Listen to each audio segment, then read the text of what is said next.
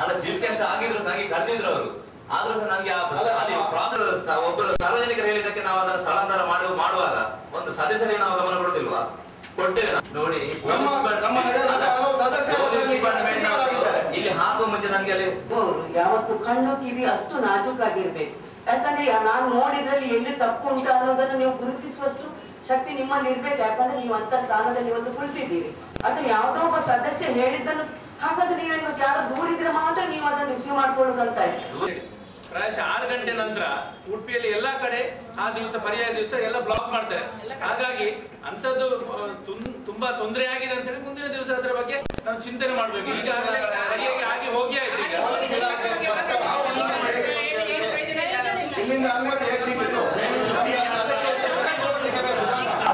ನಾವು ಹೇಳಿದ ಕೆಲಸವನ್ನು ಮಾಡುವುದಿಲ್ಲ.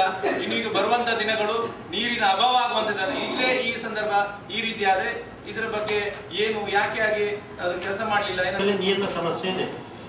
ಒಂದು ಸರಿ ಹೇಳ್ತಾರೆ ಅಲ್ಲಿ ಬಜೆಯಲ್ಲಿ ಮೇನ್ ಪೈಪ್ ಡ್ಯಾಮೇಜ್ ಆಗಿ ಆದಂತ ಹೇಳ್ತಾರೆ, ಇನ್ನೊಂದು ಕಡೆ ಇನ್ನೊಂದ್ಸರಿ ಹೇಳ್ತಾರೆ. ಇದು ಯಾವ್ದಕ್ಕೆ ಹೀಗಾಗ್ತದೆ? ಯಾವ ಪರಿಸ್ಥಿತಿ ಬರ್ತಿದ್ದಿತ್ತು? ಸಂಬಂಧಪಟ್ಟ ಅಧಿಕಾರ ಆಗಿದೆ. ಯಾಕಂತ ಹೇಳಿದ್ರೆ ನಗರೋತ್ಥಾನದ ರಸ್ತೆ ನಿರ್ಮಾಣ ಕಾರ್ಯದಲ್ಲಿ ಅವರು ಸಾಕಷ್ಟು ಪೈಪನ್ನು ಕಟ್ ಮಾಡಿದ್ದಾರೆ. ಅದರಲ್ಲಿ ನಮಗೇನು ನೀರನ್ನು ನಾವು ಸಪ್ಲೈ ಮಾಡ್ಬೇಕಂತ ಹೇಳಿ ಇಟ್ಟಿದ್ದೇವೆ ಅದೆಲ್ಲ ಕಟ್ ಮಾಡಿ ಹೊರಗೆ ಹೋಗಿರೋದ್ರಿಂದ ಒಂದು ಪೈಪ್ ರೀಜಾಯಿಂಟ್ ಮಾಡಲಿಕ್ಕೆ ಸುಮಾರು 24 ಗಂಟೆ 25 ಗಂಟೆ ಟೈಮ್ ಬೇಕಾಗ್ತದೆ. ಆ ಟೈಮಲ್ಲಿ ಎಲ್ಲ ಪೈಪ್ನ ನೀರನ್ನು ನಾವು ಹೊರಗೇ ಬಿಡಬೇಕಾಗ್ತದೆ, ಬೇರೆ ದಾರಿ ಇಲ್ಲ. ಆದ್ರಿಂದ ಅದು ರೀಸೆಟ್ ಆಗಿ ಹೋಗುವಾಗ 1-2 ದಿವಸ ಆಗ್ತದೆ ಒಂದೊಂದು ಕಡೆಗೆ. ಆದ್ರಿಂದ ಸಾಕಷ್ಟು ನೀರು ನಾವು ಪೋಲಾಗಿದೆ.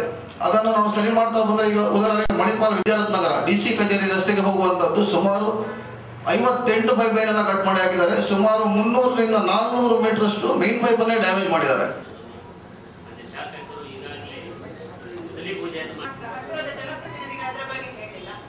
ಇಲ್ಲಿ ಏನಾಗಿದೆ ಅಂದ್ರೆ ಎಲ್ಲಿ ರಸ್ತೆ ಅಗಲೀಕರಣಕ್ಕೆ ಭೂಮಿ ಬಿಟ್ಕೊಡ್ಬೇಕಾಗಿದೆಯೋ ಅಲ್ಲಿ ಅವರಿಗೆ ಯಾವ ನೋಟಿಸ್ ಬಂದಿಲ್ಲ.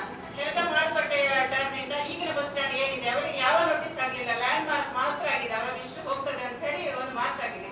ಅವರಿಗೆ ಯಾವ ನೋಟಿಸ್ ಬರಲಿಲ್ಲ. ಬೇರೆಯವರಿಗೆ 2 ನೋಟಿಸ್ ಆಗಿದೆ. ಅದರಿಂದ ಅವರು ಹೇಳ್ತಾ ಇದ್ದಾರೆ ನಮ್ಮ ಲ್ಯಾಂಡ್ ಹೋಗುದಿಲ್ಲ, ನಾವು ಸುರಕ್ಷಿತರು, ನಮ್ಗೆ ಯಾವುದೇ ನೋಟಿಸ್ ಆಗಲಿಲ್ಲ ಅಥವಾ ನಮಗೆ ನಗರಸಭೆಯಿಂದ ಯಾವುದೇ ಮಾಹಿತಿ ಇಲ್ಲ ಅಂತ ಹೇಳಿ ಶಾಸಕರು ಗವರ್ಮೆಂಟ್ ಇಂದ ಅಪ್ರೂವ್ ಆಗಿದೆ. ಈಗ ಅದು ಪುನಃ AC ಬಂದಿದೆ. ಇನ್ನು ಫೈನಲ್ ನೋಟಿಸ್ ಅಲ್ಲಿ AC ಕೊಡಬೇಕು. ನಿನ್ನೆ ಕೂಡ ನಾನು AC ಹತ್ರ ಮಾತಾಡಿದ್ದೇನೆ. ತಕ್ಷಣ ಅದರ ಬಗ್ಗೆ ಕ್ರಮ ತೆಗೆದುಕೊಳ್ಳಿಕ್ಕೆ ಹೇಳಿದ್ದೇನೆ. ತಕ್ಷಣ ಅದಕ್ಕೆಲ್ಲ ಆಗಬೇಕಾದಂಥ ಎಲ್ಲ ಏನು ಪ್ರಕ್ರಿಯೆಗಳಿದೆ ಅದೆಲ್ಲ ಮುಗ್ದಿದೆ. ಇನ್ನು ಅಲ್ಲ ಈಗ ನನಗೆ ಫೈನಲ್ ನೋಟಿಸ್ ಅನ್ನು ಕೊಡ್ತೇವೆ ಅಂತಕ್ಕಂಥ ಮಾತನ್ನು ಹೇಳಿದ್ದಾರೆ. 4-1 ಕೆಲವರಿಗೆ ಸಿಕ್ಲಿಲ್ಲ ಅಂತ ನೀವು ಹೇಳ್ತೀರಿ. ಅದು ಬೇಕಾದ್ರೆ ನಾನು ಇನ್ನೊಮ್ಮೆ AC ವೆರಿಫೈ ಮಾಡ್ತೀನಿ.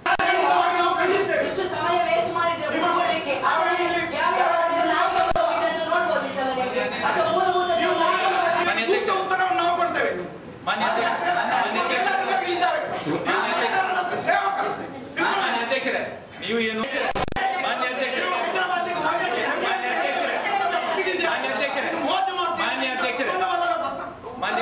ನೀವೇನು ಮೋದಿ ಮಸ್ತಿಗೆ ಹೋದದಲ್ಲ, ನೀವು ಅಟೆಂಡ್ ಆಗಿದ್ರೆ